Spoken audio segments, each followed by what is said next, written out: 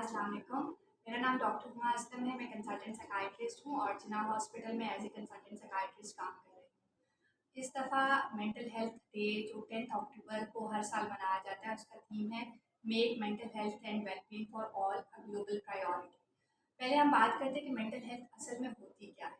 Mental health WHO के मुताबिक ठीक होने की उस कैफियत को कहते हैं जिसपे इंसान अपने पोटेंशियल्स को, अपनी स्ट्रेंथ्स को बखूबी तौर पे अंदाज़ा लगा सकता है, उनको पहचान सकता है और उनको इस्तेमाल करते हुए मुआशरे में कोई प्रोडक्टिव रोल प्ले कर सकता है। इसके साथ साथ जो डेली लाइफ में चैलेंजेस आते हैं, स्ट्रेसर्स का सामना होता है, उनको बहुत अच्छे तरीके से सामना कर सकता है, फेस कर सकता है। तो मेंटल हेल्थ जो है उतनी ही इम्पॉर्टेंट है जितनी फिजिकल हेल्थ इम्पॉर्टेंट है, बल्कि ये फिजिकल हेल्थ से ज़्यादा इम्पॉर्टेंट है। फिजिकल हेल्थ, अगर आपका कोई बाजू टूटता है तो आप काम नहीं कर सकते, लेकिन मेंटल हेल्थ में अगर आप डिप्रेशन में हैं या एंजाइटी में हैं तो instead of having everything perfect, आपके हाथ बाजू टांगे सब कुछ ठीक है लेकिन आप फिर भी कुछ काम नहीं कर पाते। तो मेंटल हेल्थ फिजिकल हेल्थ की तरह ही इम्पॉर्टेंट है और इसकी भी उसी तरह की बीमारियां होती हैं। जिस तरह किसी को डायबिटीज़ हो जाती है, किसी को ब्लड प्रेशर का मसला हो जाता है, इसी तरह अगर मेंटल हेल्थ पे बात की जाए तो किसी को डिप्रेशन हो सकता है, एंजाइटी हो सकता है, OCD हो सकता है, स्किज़ोफ्रेनिया, बाइपोलर इफेक्टिव डिसऑर्डर हो सकता है। जिस तरह फिजिकल इलनेसेस की कुछ स्पेसिफिक अलामात होती हैं, जिस तरह फिजिकल इलनेसेस की कोई स्पेसिफिक अलामात होती हैं, इसी तरह जो मेंटल इलनेसेस हैं उनकी भी पर्टिकुलर अलामात होती हैं, लेकिन उनकी अलामात 3 एरियाज़ में नज़र आती हैं। हमारी फीलिंग्स, हमारे इमोशंस में, हमारी थॉट्स में, हमारी परसेप्शंस में। फीलिंग्स या इमोशंस क्या होती हैं कि हम किस तरह महसूस करते हैं चीज़ों को। जैसे उस अफसरदा होना या खौफज़दा महसूस करना या गुस्सा करना, ये नॉर्मल ह्यूमन इमोशंस है। लेकिन अगर ये बहुत ज़्यादा एग्जेजरेटेड फॉर्म में पाए जाएँ, बहुत ज़्यादा इंटेंसिटी हो और बहुत लंबे अरसे तक कंसिस्टेंटली पाए जाएँ, तो ये मेंटल इलनेस बन जाती है। जैसे उदासी एक नॉर्मल ह्यूमन इमोशन है, हम सब उदास होते हैं अगर लाइफ में कोई ऐसा इंसिडेंट हो जाए, जैसे कोई बीमार पड़ जाए या खुदा ना ख़वास्ता कोई एग्ज़ाम में फ़ेल हो जाए, तो हम उदास होते हैं। लेकिन वो उदासी कुछ वक़्त के लिए रहती है। उसके बाद जैसे कभी कोई हमारा दोस्त आ जाए और हमें मूवी देखने के लिए ले जाए तो हमारा मूड बेहतर हो जाता है, या कोई ऐसी एक्टिविटी जो हमें पसंद है वो करने लग जाए तो हमारा मूड बेहतर हो जाता है। लेकिन डिप्रेशन की उदासी बहुत ज़्यादा होती है, हर वक्त रहती है और किसी भी दिल बहलाने वाली एक्टिविटी से बेहतर नहीं होती। इसी तरह खौफ एक नॉर्मल ह्यूमन इमोशन है। जो कोई भी ऐसी सिचुएशन हो, जैसे खुदा न खास्ता कोई घर में चोर डाकू आ जाए, तो हम सब खौफज़दा महसूस करते हैं। लेकिन अगर ये बग़ैर वजह के खौफ हो और बहुत ज़्यादा हो और हर वक्त रहे तो वो एंग्जाइटी का खौफ कहलाता है। इसी तरह गुस्सा एक नॉर्मल ह्यूमन इमोशन है, लेकिन अगर बगैर वजह के बहुत ज़्यादा गुस्सा आना शुरू हो जाए, बात पे गुस्सा आना शुरू हो जाए और गुस्से में चीज़ें तोड़ना या किसी को नुकसान पहुंचाने तक बात पहुंच जाए, तो ये बाइपोलर मैनिया का गुस्सा हो सकता है। तो ये सारे नॉर्मल ह्यूमन इमोशंस अगर एग्जेजरेटेड फॉर्म में पाए जाएँ और एक लंबे अरसे तक पाए जाएँ तो वो मेंटल इलनेसेस बन जाती हैं। इसी तरह दूसरा जो है, इसकी थॉट्स होती हैं।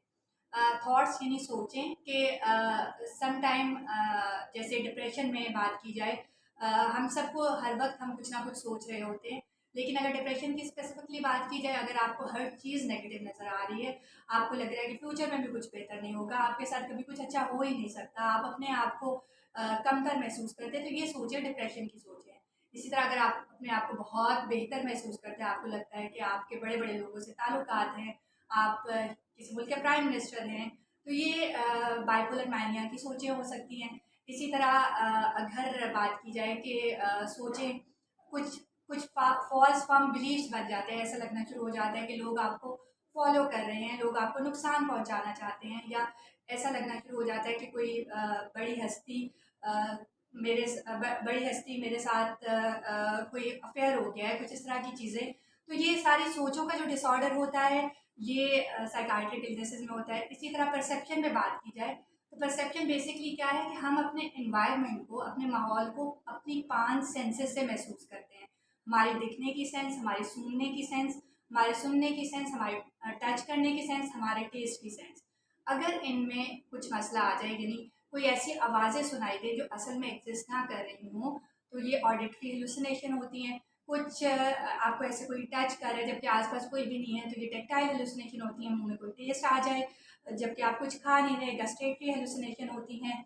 कोई चीज़ें नज़र आएँ, कोई इंसान नज़र आएँ जो कि सिर्फ आपको नज़र आते हों और किसी को नज़र ना आते हों, तो ये विजुअल हेलुसिनेशन होती हैं। इसी तरह यानी परसेप्शन के मसले हो सकते हैं डिफरेंट साइकाइट्रिक इलनेसेस में, जो नॉर्मली साइकोटिक इलनेसेस में होते हैं, स्किज़ोफ्रेनिया में, बाइपोलर अफेक्टिव डिसऑर्डर में हो सकते हैं, डिप्रेशन विद साइकोसिस में हो सकते हैं। तो ये कुछ अलामात हैं साइकाइट्रिक इलनेसेस की। अगर आप बात की जाए कि मेंटल वेलबींग क्या होती है, अच्छा, mental health unlike physical illnesses इस तरह नहीं है कि आप फिजिकली हेल्दी हैं या आप बीमार हैं। मेंटल हेल्थ एक बेसिकली तसलसल का नाम है, जिसके सबसे निचले दर्जे पे वो लोग होते हैं जो मेंटली अनवेल हैं, जो बीमार हैं, और सबसे ऊपर वाले दर्जे पे वो होते हैं जो मेंटली हेल्दी हैं। लेकिन हम ऐसा नहीं होता कि हम या सबसे निचले वाले दर्जे पे या सबसे ऊपर वाले दर्जे पे, हम इस कंटिन्यूम के, इस तसलसल के किसी ना किसी दर्जे पे होते हैं। और हम सब का ये मकसद है, हम सब का ये मकसद होना चाहिए कि हम सब एक दूसरे को हेल्प करें कि जिस दर्जे पे वो खड़ा है उससे ऊपर वाले दर्जे पे आ जाए। हम एक दूसरे को सपोर्ट करें मेंटल वेलबींग के लिए, उनकी उनके उनको ये एहसास दिलाएं कि अगर वो ऐसा फील कर रहे हैं तो हम उनके साथ खड़े हैं, हम उनको सपोर्ट के लिए हर वक्त तैयार हैं, ताकि लोगों की मेंटल हेल्थ बेहतर हो सके। क्योंकि ये इस तरह नहीं है कि आप बिल्कुल या तो बीमार हैं या हेल्दी हैं, आप कहीं ना कहीं इसके किसी ना किसी दर्जे पे होते हैं। और हमारा कलेक्टिव यही मकसद होना चाहिए कि एक दूसरे की मेंटल हेल्थ को बेहतर किया जाए, क्योंकि अगर आप मेंटली हेल्दी हैं तो तभी आप सब काम नॉर्मली कर सकते हैं। इस टाइम ग्लोबल डिजीज़ बर्डन में मेंटल इलनेसेस की वजह से सबसे ज़्यादा कॉज जो है वो मेंटल इलनेसेस की वजह से सर्व हो रही है। वर्क लाइफ इफ़ेक्ट होती है, प्रोडक्टिविटी इफ़ेक्ट होती है, आप उस तरह काम नहीं कर सकते जिस तरह पहले काम करते हैं, काम में छुट्टियाँ करना शुरू कर देते हैं, पढ़ाई मुतासर होना शुरू हो जाती है, रिलेशनशिप मुतासर होना शुरू हो जाते हैं, और फिर जो इसकी ट्रीटमेंट पे कॉस्ट है वो अलग है। तो इस बीमारियों तक जाने से पहले ही अगर हम लोगों की मेंटल हेल्थ के लिए, मेंटल वेलबींग के लिए काम करना शुरू करते हैं, इंस्टेड ऑफ क्रिटिसाइजिंग पीपल, उनको कोई जजमेंटल रिमार्क्स देने की बजाय उनको हम प्रोडक्टिविटी की तरफ लेके आएँ। क्योंकि असल में हर इंसान दूसरे इंसान से डिफरेंट होता है, हर इंसान की कुछ अल्लाह ताला ने उसे कुछ खसूसियात दी होती हैं जो सिर्फ उसी में होती हैं। सो एक को दूसरे से कंपेयर ना करें, क्योंकि जब हम अब किसी और को देख रहे होते हैं तो हम अपनी नज़रों से देख रहे होते हैं, हम दूसरे को इंडिविजुअल नहीं समझते, बल्कि हम कहते हैं मैं तो इस सर्कमस्टांसिस में ऐसे करता था, मैंने तो ये फील किया, मैंने तो इतने तल्ख हालात में भी मैं तो सर्वाइव कर गया, तुम क्यों नहीं कर रहे। भाई वो एक अलग इंडिविजुअल है, उसको समझना और उसको उसके मुताबिक गाइड करना ज़रूरी है। एक इंसान को दूसरे इंसान से कंपेयर करना ऐसा ही है कि आप सेब को केले से कंपेयर कर रहे हैं, क्योंकि हर इंसान की लाइफ सर्कमस्टांसेस डिफरेंट होते हैं, उनकी ब्रॉटअप डिफरेंट होती है, उनके हर चीज़ दूसरे से डिफरेंट होती है, जेनेटिक्स डिफरेंट होती है, पेरेंट्स डिफरेंट होते हैं। तो कंपेयर तो तब किया जा सकता है जब हर चीज़ सेम हो, तो तब आप कंपेयर करें कि हाँ इसको इससे कंपेयर करना है। सो हमने क्या करना है, एज एन इंडिविजुअल दूसरों की मेंटल वेलबींग को, मेंटल हेल्थ को बेहतर करने में अपना रोल प्ले करना है। हमने अगर किसी की लाइफ में कोई टफ टाइम चल रहा है तो हमने उसे मज़ीद गिल्ट नहीं देना, क्रिटिसाइज़ नहीं करना, बल्कि उसकी हेल्प करनी है कि हम तुम्हारे साथ खड़े हैं, मुश्किल वक्त में हम तुम्हारे साथ हैं, तुम्हें किसी भी तरह की हेल्प चाहिए तो हमें बताओ, हम किस तरह हेल्प कर सकते हैं।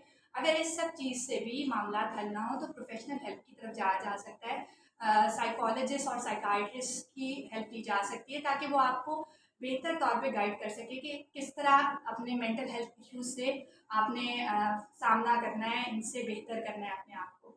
Thank you very much.